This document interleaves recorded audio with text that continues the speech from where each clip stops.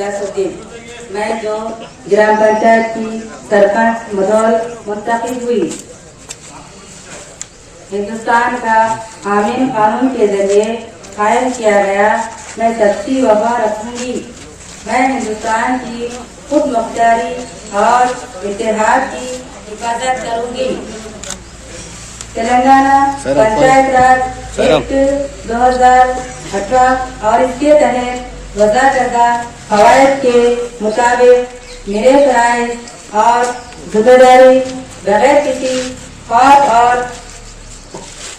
तासुब के मैं अपने आप को दयानतदारी और ईमानदारी के साथ पेश करूंगी। मैं कसम खाती हूँ, ऐलान करती हूँ, तस्दीक करती हूँ। खुदा ద్వారా ఏర్పాటు చేయబడిన భారత రాజ్యాంగానికి నిజమైన విధేయత కలిగి ఉంటానని, భారతదేశ సార్వభౌమత్వం మరియు ఏకత్వాన్ని కాపాడుతానని తెలంగాణ పంచాయతీరాజ్ చట్టం 2018 మరియు దాని కింద రూపొందించిన నియమావళి ప్రకారం నా విధులు మరియు బాధ్యతలను భయమో పక్షపాతమో లేకుండా నిష్ఠతో మరియు నిజాయితీతో నిర్వహిస్తానని ప్రమాణం చేస్తున్నాను।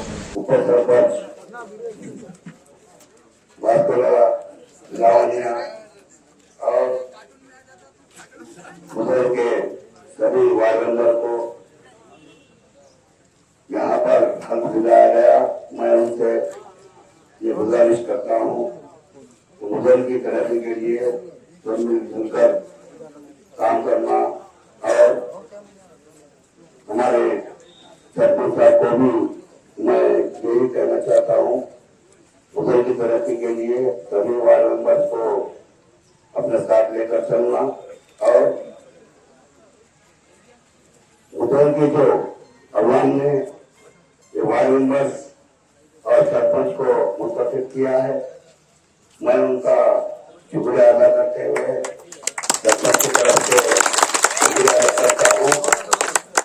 और मैं हमारे सरपंच साहब को ये ख्वाहिश करूंगा, ऐसे भी एडवाइस भी दे सकता हूँ मैं।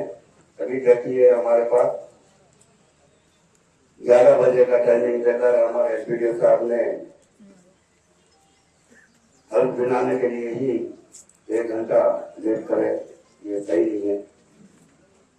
तो मैं ये कहना जरूरी समझता हूँ, अवाम को किसी ऑफिसर की तरफ से अगर तकलीफ होगी तो ये वार्ड मेंबर और सरपंच बर्दाश्त नहीं करना, ये मेरी राय है।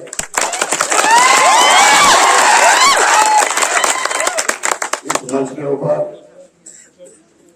अपने को बिठाने वाली अवाम है। अगर अपने को मंच में बिठाने के बाद अवाम को किसी किस्म की तकलीफों का सामना करा तो जो मुंतखब है वो सभी लोग गुनहगार होंगे। क्या बात है?